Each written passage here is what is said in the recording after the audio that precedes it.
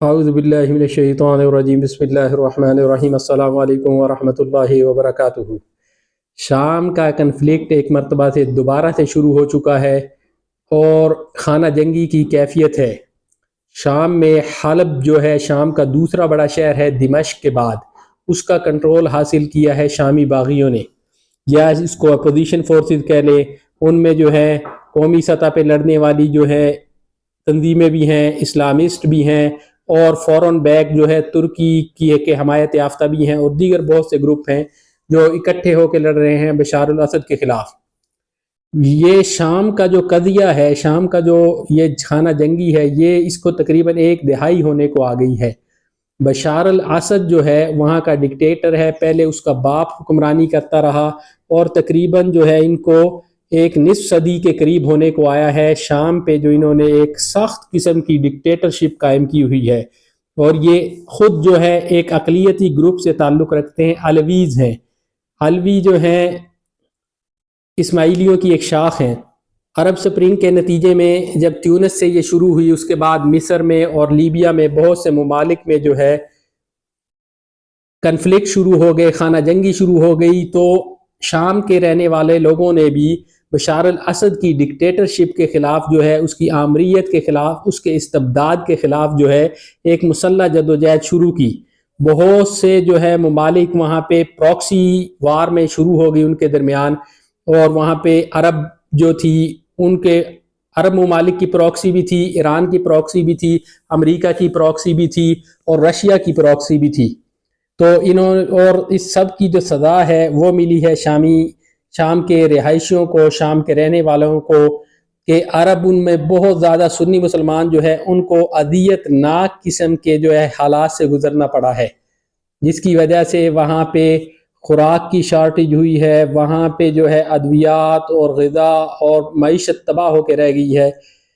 ایک وقت تھا کہ شامی باغی جو ہیں وہ کنٹرول حاصل کرنے کے قریب تھے شام کے پورے علاقے کا، لیکن پھر ایرانی بیک جو ہے ملیشیا آ گئی، انہوں نے اپنا پورا زور لگایا، ایران کی انٹیلیجنس نے زور لگایا، ایران نے اسلحہ بھی دیا، پیسے بھی دیے، اور بہت زیادہ جو ہے بشار الاسد کو جو انہوں نے اس کو بیک دی، اس کی پشتی بانی کی۔ لیکن اس سب کے باوجود بھی ہے ایران اپنے مقاصد میں کامیاب نہیں ہو سکا۔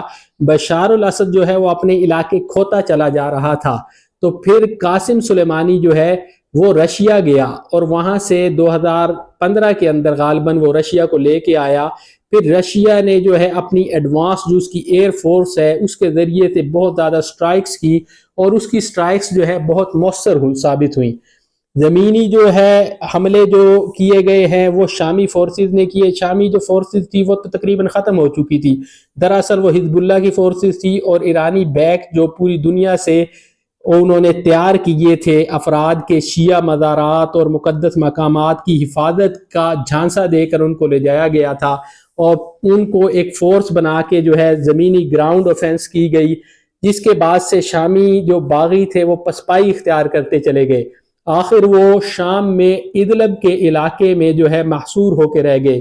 وہاں پہ پھر رشیا کے ساتھ بات چیت ہوئی ترکی کی، تو وہاں پہ ایک جنگ بندی ہو گئی، لیکن ایک علاقے میں کرد آ گئے، انہوں نے کنٹرول حاصل کر لیا ترکی کی سرحد کے ساتھ، اس سے ترکی کو بہت زیادہ تحفظات ہیں۔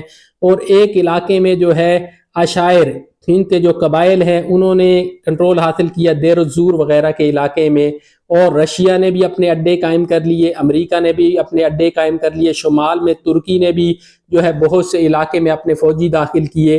تو یہ ملک شام جو ہے انٹرنیشنل طاقتوں کی ایک پراکسی وار بن چکا ہے۔ تو اب جو ہے شامی باغیوں نے حملہ کیا ہے، اور بڑا حملہ کیا ہے حلب دوسرے بڑے شہر پہ، شام کے انہوں نے کنٹرول حاصل کر لیا ہے، اور ایک دو دن کے اندر یہ کنٹرول حاصل کیا ہے۔ حکومتی فورسز جو ہے وہ پسپائی پہ چلی گئی ہیں، انہوں نے کوئی خاص مداحمت نہیں کی، یا مداحمت وہ کر نہیں سکی۔ یہ کوئی حملہ اچانک نہیں تھا، متوقع حملہ تھا۔ کہتے ہیں کہ کئی مہینوں سے جو شامی باغی جو ہے اس کی جو ہے اوفینس کی تیاری کر رہے تھے، ٹریننگز کر رہے تھے، اور ان کو روکنے کے لیے رشین ایئر فورس نے جو ہے پری ایمپٹیو سٹرائکس بھی بہت سی کی تھی، اور پچھلے کئی مہینوں سے یہ پری ایمپٹیو سٹرائکس جاری تھی، لیکن اس کے باوجود بھی ہے انہوں نے بہت ہی مؤثر حملہ کیا ہے، اور جو حلب کے علاقے پہ پورا کنٹرول حاصل کر لیا، وہاں کے ایئرپورٹ پہ بھی کنٹرول حاصل کر لیا ہے۔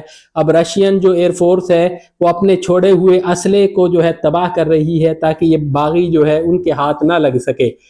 اور دوسری طرف جو ہے اب یہ دعوے تو کر رہے ہیں کہ ہم اوفینس کریں گے، لیکن حما میں بھی داخل ہو چکے ہیں۔ حما کا جو پروونس ہے اس کے اندر بھی باغی داخل ہو چکے ہیں، اور کافی علاقوں کا انہوں نے کنٹرول حاصل کر لیا ہے۔ ادھر سے جو سیرین ڈیموکریٹک فورسز ہے کردوں کی، ان کے خلاف بھی ان کی جو اوفینس جاری ہے۔ تو اب خانہ جنگی جو ہے دوبارہ سے شروع ہو چکی ہے، اور اس میں نقصان کس کا ہے؟ شامی لوگوں کا نقصان ہے۔ بہت زیادہ انہوں نے جو ہے مصائب برداشت کیے ہیں۔ اب دیکھتے ہیں کہ یہ اونٹ کس کروٹ بیٹھتا ہے اور اس سے کیا نتیجہ برآمد ہوتا ہے۔